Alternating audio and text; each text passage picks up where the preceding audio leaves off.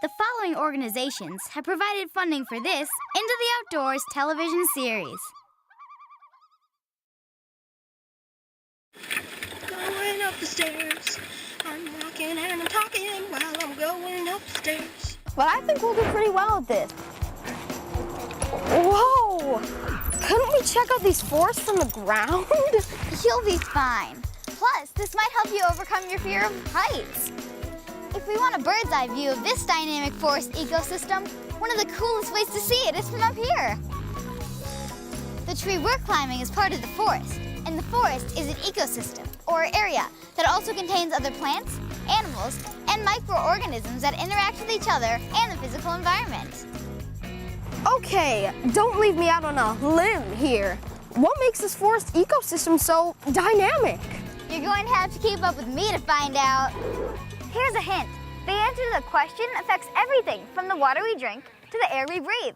Not to mention all the forest products that affect our lives every day. So come on, let's zip line into the ripple effect of this forest as we go into the outdoors.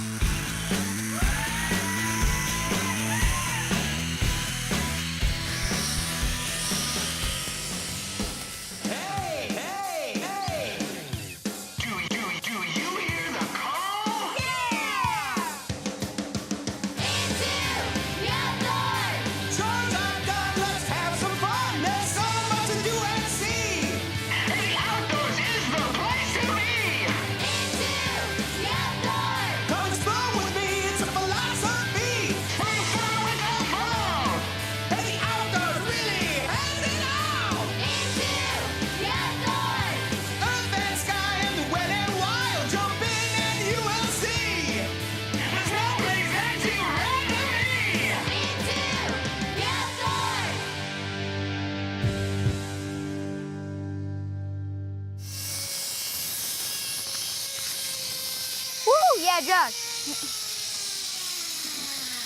Nice job. That was amazing! I knew you'd like it. What'd you see? Well, it went by kind of fast, but what it looked like was that there was a lot of different kinds of trees. The types of trees tell you a lot about the forest. There are different types of forest biomes like tropical, temperate, and boreal forests. What type of forest do you think we have here in Wisconsin? I think I need to take another look. You're really branching out. Come on, let's take a closer look at the anatomy of this forest. Forests are made up of different vertical layers. Right now, we're headed up to the canopy. In our area, we have 4 distinct seasons.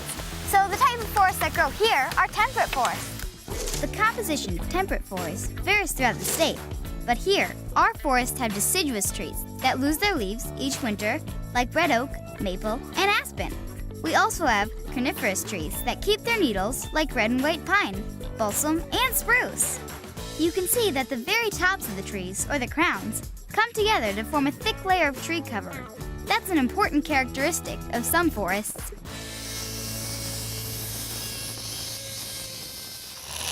Below us is the understory. It's made up of younger trees and some older trees that couldn't keep up. If one of the larger canopy trees dies or is harvested, a gap forms in the canopy that gives younger trees in the understory the light and space to grow.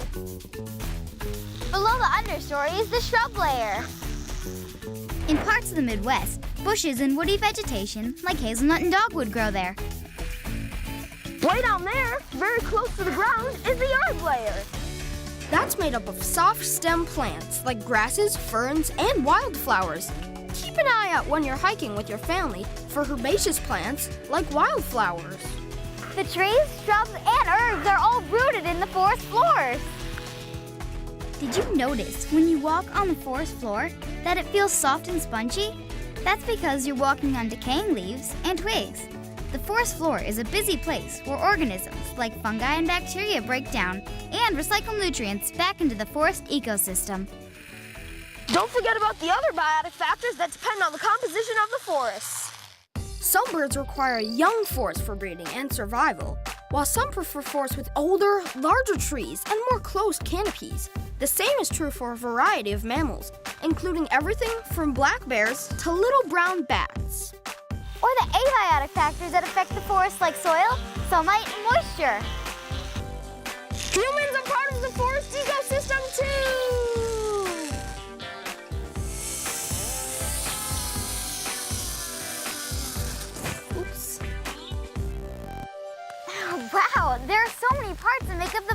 ecosystem.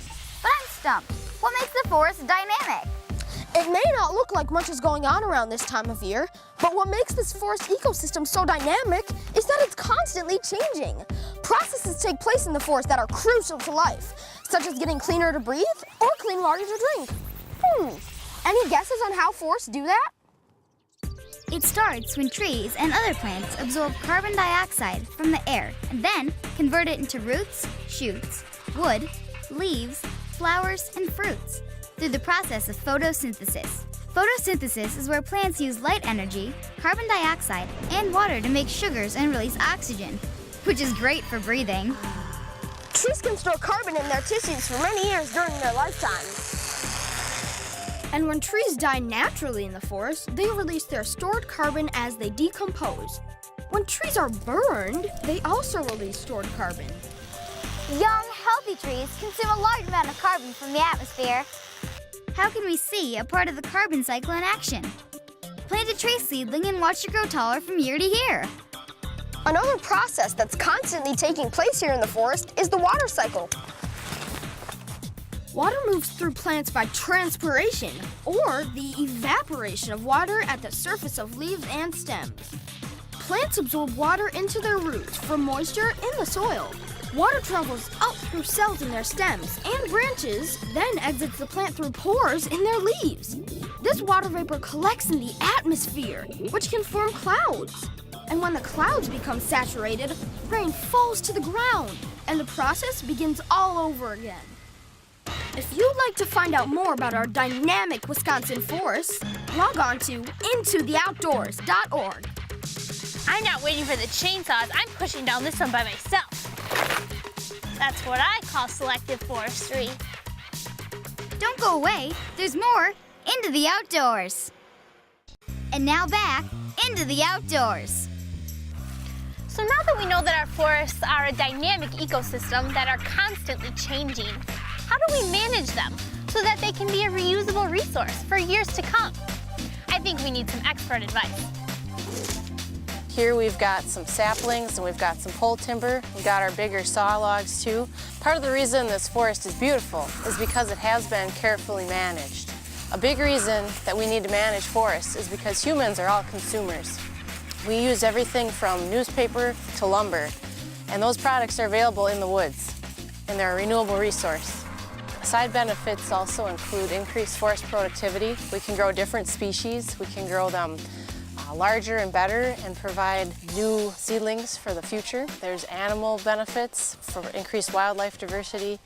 A non-managed forest might just be a climax older forest without those diverse age classes. You're probably not going to have as many species because as younger, shorter-lived trees grow older, they'll die out without being able to be regenerated. They usually like more open sunlight, and they don't get that when the canopy closes in on them. You might have a lot less animal biodiversity. So I understand to sustain means to last over a long period of time, but what is sustainable forestry? Sustainable forestry is managing our resource today to meet our needs while ensuring that there will be trees for tomorrow. How do you know which ones to cut and which ones to leave? You have to take a careful look at the forest, and here is a great example of a tree that we would cut. This tree is what we call a fork.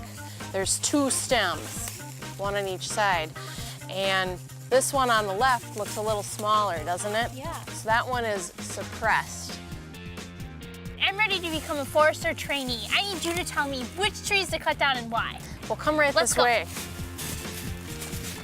But the first thing we're gonna do is see how many trees we have here. We need to leave a certain amount of trees. We can't take too many. So I'm just gonna make sure. What is that? This is a prism. It helps me measure how many trees are here in the forest. So it's important to know how many we have before we start cutting them down. Exactly. If the wood overlaps, the tree is in the plot. If the wood does not overlap, the tree is not in my plot and I don't tally it. Okay, so we know there's a lot of trees in here. We used our prism to determine that, but what do we do next? I'm going to measure diameters on the trees that we're not going to cut. We call those residual trees because they'll be here when we're done. This is a caliper and it measures diameter. It's measuring about 8 inches in diameter. Can you read the 8 here on the ruler? I measure every tree at the same height. That's 4.5 feet. This tool is just getting heavy and it's boring me. Can we do something with it? Well, we can bore with it. Oh, this is okay. an increment borer. That's pretty cool. I guess it's not boring. You shouldn't have to hold it now. You can just turn on the handles. Oh, I have big muscles. This will be no problem. You're gonna go about halfway into the tree. Halfway. So now I'm just gonna turn it twice to break that core, Okay. and then I'm gonna pull it out. I happen to know this tree is about 34 years old because I know when this tree was planted.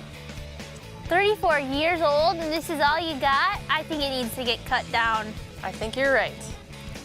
This is a clinometer, and I Can know. I try? Yeah, please do. All right. Remember, there's two scales. You And look on the right-hand side. Look on the right, all right. Okay, I see 0 at the bottom. And I see about 60 at the top. So that means it's 60 feet, right? Right.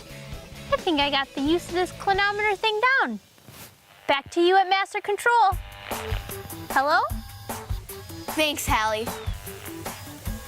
Healthy forests provide food and shelter for lots of mammals, from big ones to tiny little guys, like the little brown bat. Why are bats so important to our forests? Let's fire up our bat cam and find out.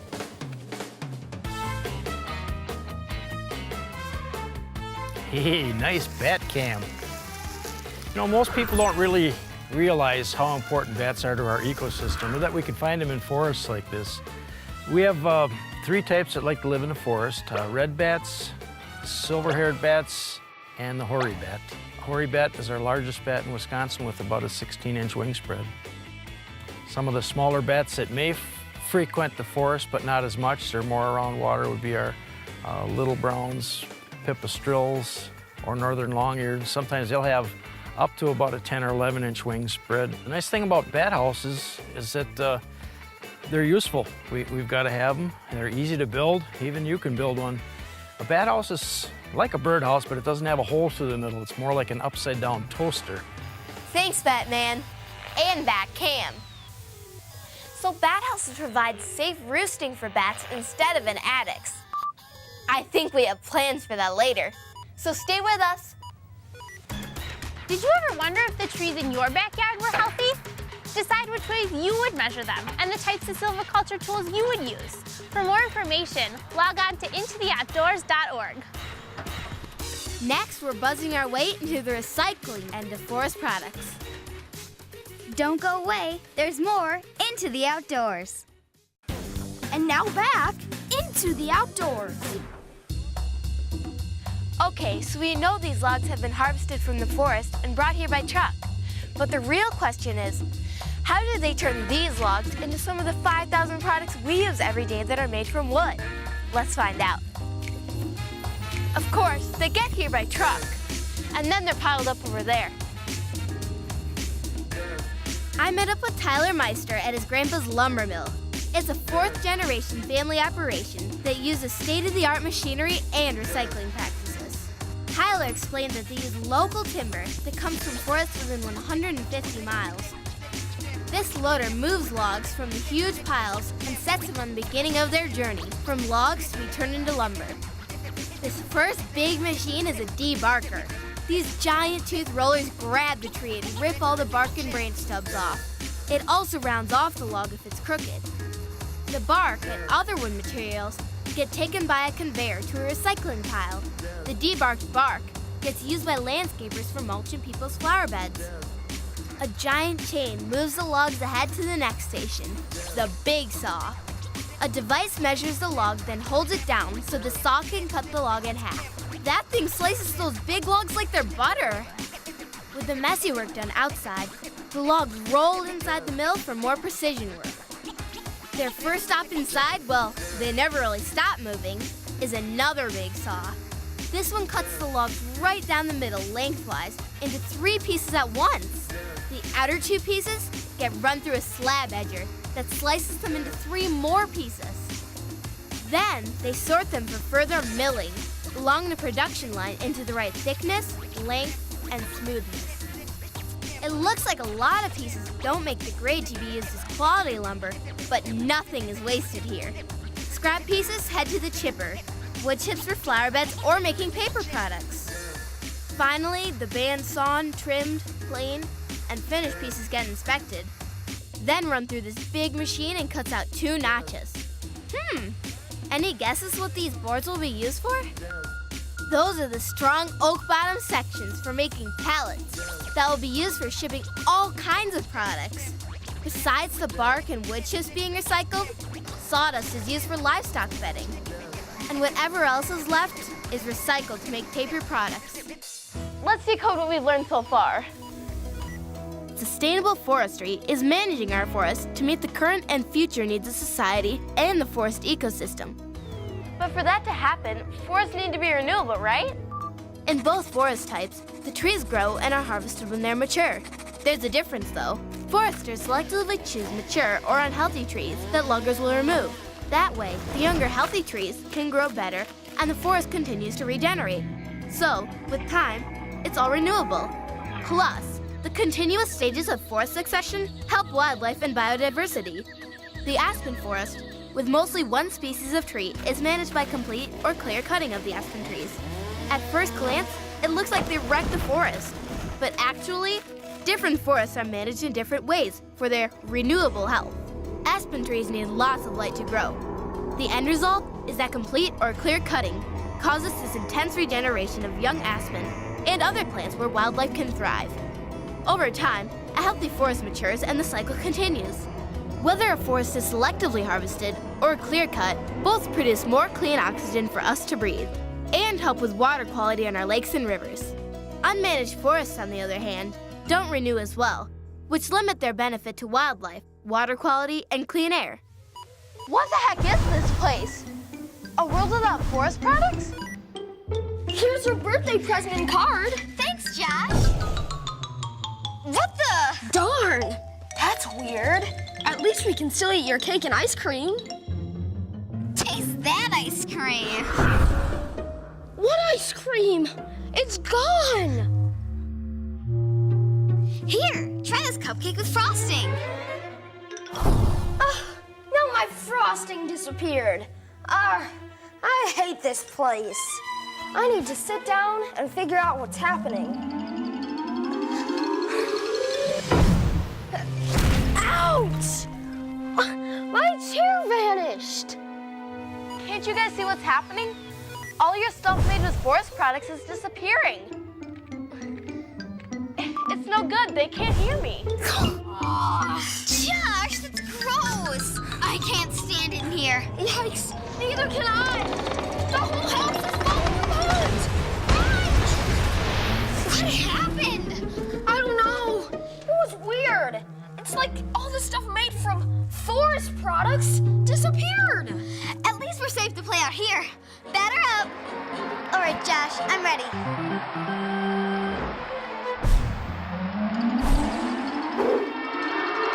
Strike!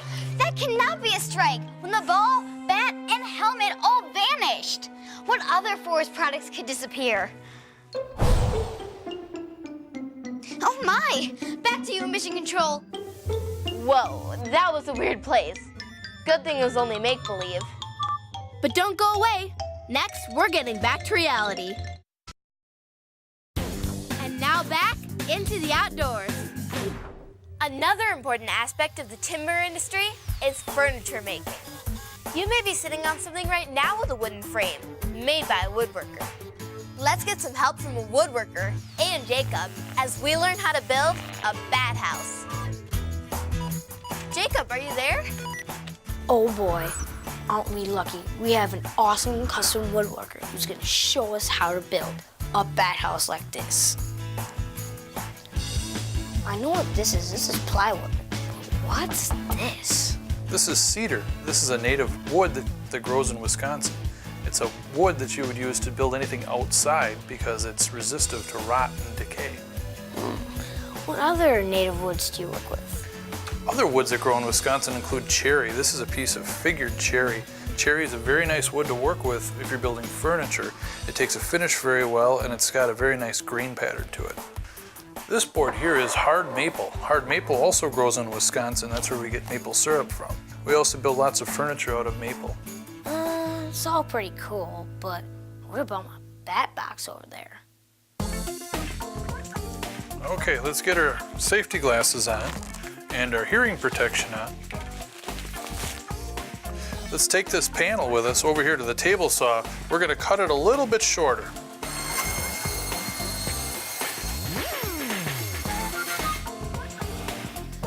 You gotta be more careful with these.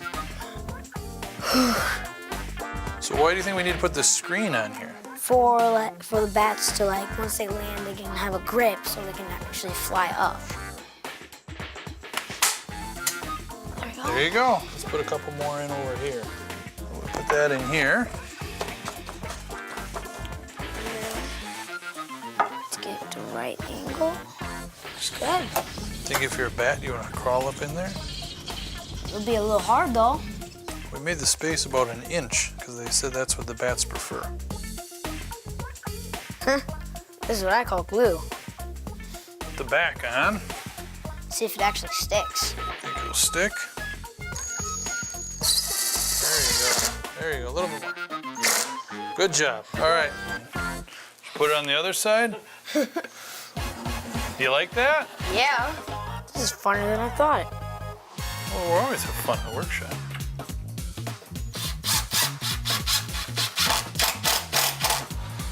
Well, what's going to keep the rain out of the top of this? A roof right here. All right, let's just use these nails and we'll pound this trim on. Don't hit my finger. It looks finished. I think you're right. I think we're done.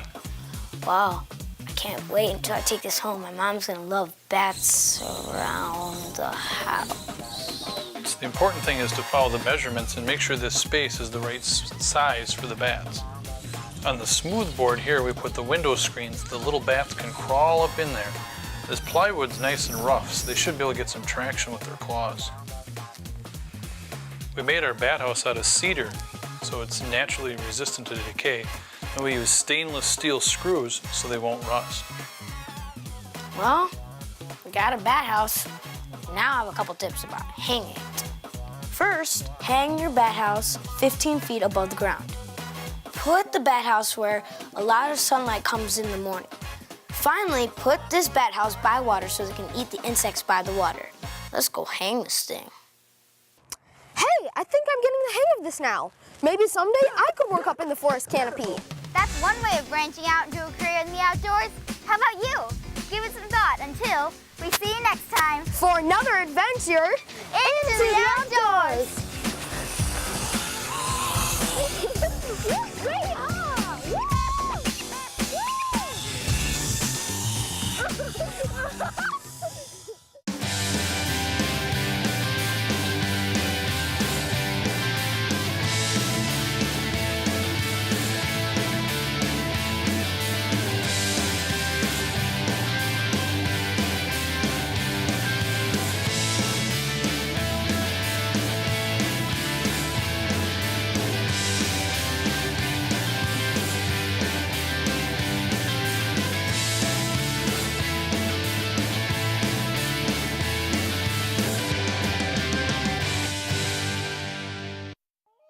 The following organizations have provided funding for this Into the Outdoors television series.